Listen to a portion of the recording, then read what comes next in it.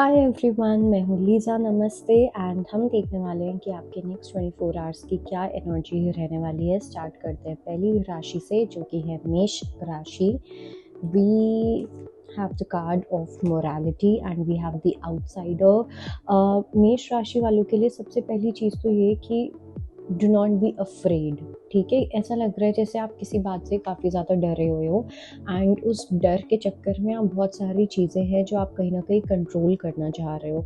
And at the same time कुछ लोगों के लिए मुझे एक ये भी सिचुएशन दिख रही है जहाँ पे कहीं ना कहीं आपको शायद से किसी की तरीके की परमिशन की रिक्वायरमेंट है, या आप किसी तरीके का सोल्यूशन ढूंढ रहे हो, तो वो सोल्यूशन आपके पास आता हुआ दिख रहा है। कहीं पे आपको परमिशन चाहिए, वो परमिशन आपको मिलती हुई दिख रही है। कहीं पे आपको फ्रीडम चाहिए, तो वो फ्रीडम आपको मिलता हुआ दिख रहा है। लेट्स सी वृषभ राशि के लिए क्या मैसेज है। We have the card of mind and isolation.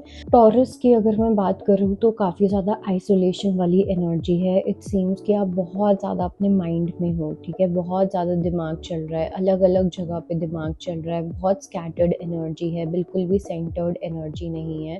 थोड़ा सा अपने अलोन टाइम में आपको जाने की नीड है। जब आप अलोन टाइम में जाओगे तो अपने आप काफ़ी ज़्यादा रोना आएगा आपको। ओके, सो वो रोना, वो इमोशनल कथारसिस होना आपके लिए काफ़ी इम्पॉर्टेंट है। ये आपकी बॉडी को, आपके सोल को, आपके इमोशंस को कम्प्लीटली क्लेंस करने में आपकी हेल्प करेगा।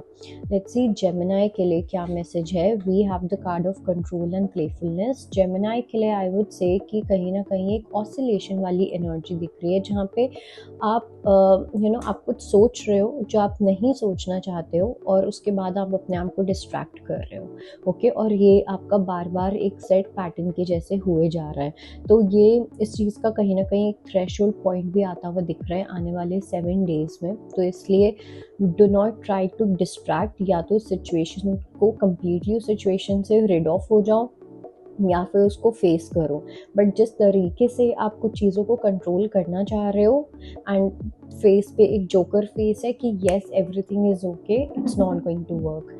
लेट्स सी कैंसेरियंस के लिए क्या मैसेज है।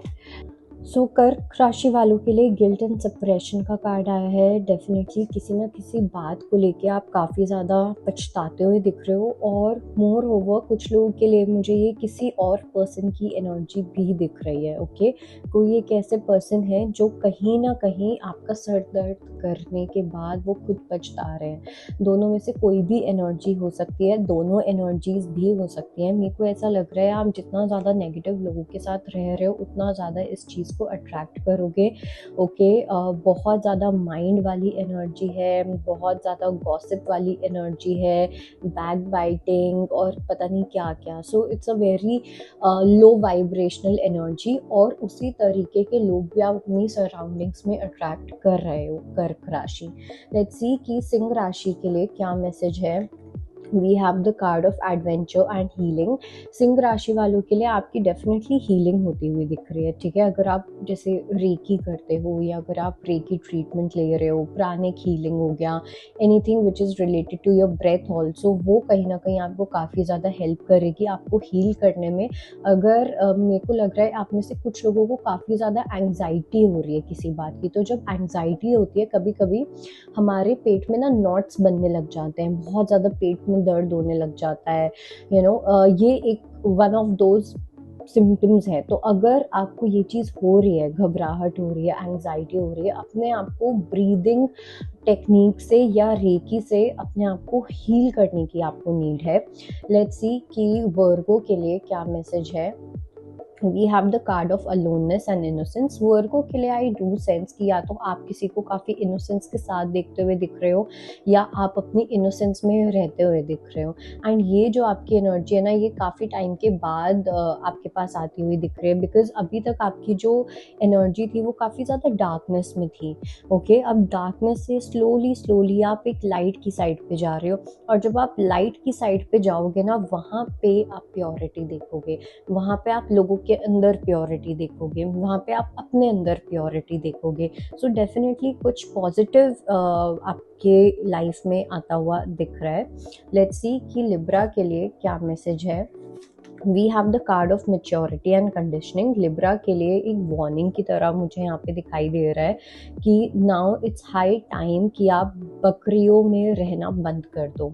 ओके, भेड़ चाल में रहना बंद कर दो। जस्ट बिकॉज भेड़ चाल में एक सोसाइटी का इन्फ्लुएंस है, बहुत सारे लोग एक सर्टेन वे में सोच रहे हैं, इसका मतलब ये नहीं कि आपको भी वैसा सोचना है। और जिस चीज़ को आप पहले मेच्योरिटी समझते थे, हर किसी के साथ अग्री करना इज़ नॉट मेच्योरिटी, उसको मेच्योरिटी नहीं, उसको भेड़ चाल बोलते हैं। सो मेच्योरिटी और भेड़ चाल में क्या डिफरेंस होता है, इट्स हाई टाइम कि अब आपको समझ आ जाना चाहिए। लेट्स सी स्कॉर्पियो के लिए क्या मैसेज है। We have the card of consciousness and success. Scorpio की अगर मैं बात कर रही हूँ, यानी कि वृश्चिक राशि वालों के लिए, सो इट सीम्स कि आप काफ़ी ज़्यादा ना डिटैच होके आप बस किसी तरीके की विक्ट्री पाना चाहते हो अपनी लाइफ में। ओके, आप एक सक्सेस चाह रहे हो अपनी लाइफ में।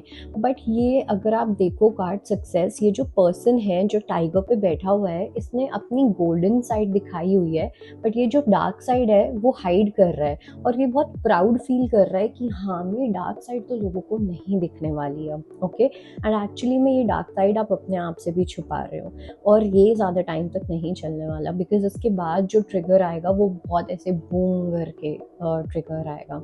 ओके, लेट्स सी कि धनु राशि के लिए क्या मैसेज है। We have the card of we are the world and existence.